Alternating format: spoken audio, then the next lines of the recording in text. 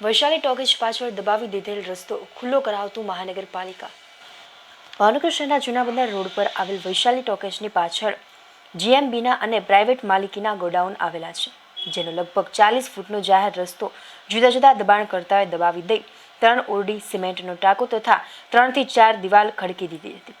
આ અંગે તંત્રને ફરિયાદ મળતા એસ્ટેટ વિભાગની સૂચનાને પગલે આજે મહાનગરપાલિકાના દબાણ હટાવ કાફલાએ દોડી જઈ જેસીબી વડે પાકા મકાનો તોડી પડાયા હતા, જ્યારે એક વાહનને લોક મારી દંડનીય કાર્યવાહી હાથ ધરાઈ હતી.